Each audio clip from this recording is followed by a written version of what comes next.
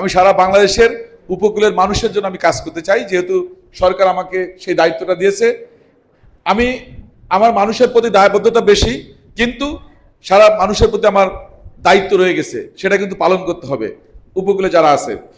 তো এখানে আমাদের ব্যারিস্টার সাহেব কিন্তু বাহবা নেওয়ার জন্য খুব সুন্দর বক্তব্য রাখছেন। কিন্তু আমার মাননীয় প্রধানমন্ত্রী গত পরশু সংসদে একটা কথা বলেছিলেন যে আমি পপুলার কথা বলে বাহবা নিতে চাই না, আমি পারফেক্ট কাজটা করতে চাই।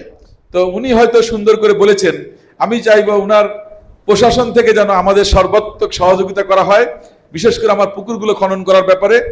আমি এই ব্যাপারে দায়িত্ব নিয়ে বলছি, এখানে কোনো দুর্বৃত্তায়ন, কোনো ধরনের কোনো অসহযোগিতা কারো কাছ থেকে করতে দিব না, এটার ব্যাপারে আমরা ডিটারমাইন্ড। সুতরাং আপনি দ্রুত গতিতে আপনার জেলা প্রশাসনের যে পুকুরগুলো আছে, আমাদের উপজেলা নির্বাহী অফিসারের কাছে পুরা লিস্ট আছে, ওনার সঙ্গে আমার কথা হয়েছে। আপনি বসে তালিকাটা নিয়ে, আমাদের ডিপিআইস এর যিনি আছেন উনিও জানেন।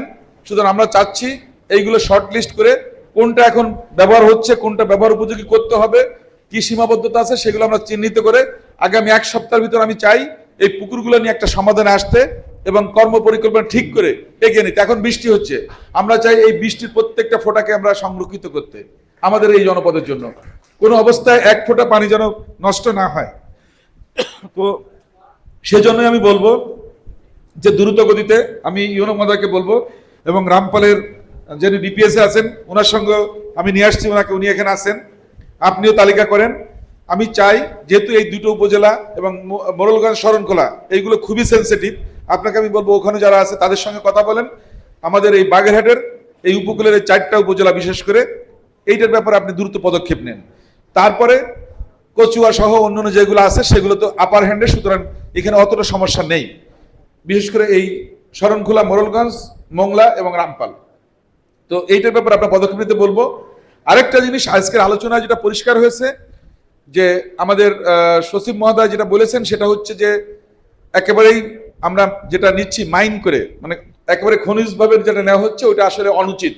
যেটা অনেকটা বলা চলে যে আমরা না জেনে না বুঝে কিন্তু প্রকৃতির উপর আমরা হস্তক্ষেপ করছি। আমরা চেষ্টা করব ওইটাতে আরো প্রায়োরিটি কম দেওয়ার জন্য, মানে একদম 1500 ফিট বা 2000 ফিট নিচ থেকে যে পানিটা তোলা হচ্ছে, উনি বলেছেন যে 1000 বছর লাগে ওটা পূর্ণ হতে, কারণ অত নিচে পানি যায় না, তো 10,000 বছর লাগে।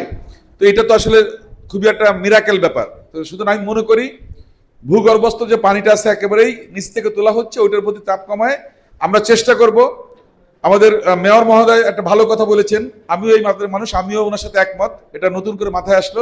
প্রয়োজনে বৃষ্টির সময় যখন নদীর পানি বিশুদ্ধ হচ্ছে বা মানে পানীয় উপযোগী হচ্ছে, মিষ্টি হচ্ছে, ওই পানিকে আমরা পুকুরে দরকার হলে আমরা সংযোগ করে নিয়ে আসবো, এনে সংরক্ষণ করব, যাতে এই পানিটা আমরা লম্বা সময় ব্যবহার করতে পারি।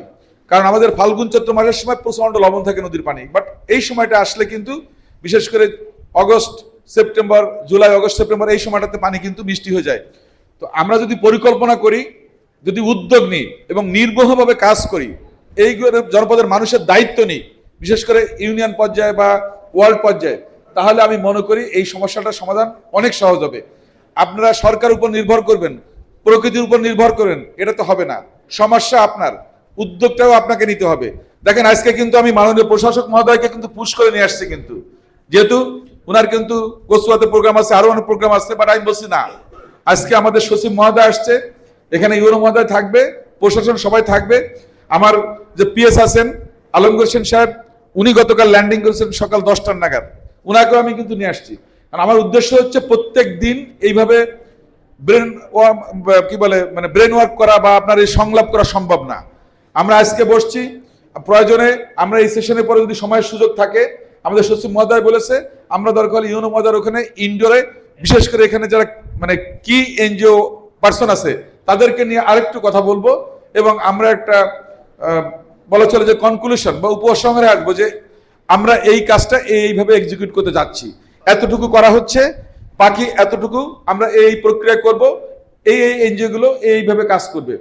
এবং উনি যেটা বলেছেন ক্লাইমেট চেঞ্জ ট্রাস্ট যেহেতু আমাদের আছে, জলবায়ু পরিবর্তন আমাদের মন্ত্রণালয়ের যেটা একটা উইংস আছে, অবশ্যই জলবায়ু পরিবর্তনের শিকার এই জনপদ সেখানে প্রায়োরিটি পাবে এবং আমরা চেষ্টা করব।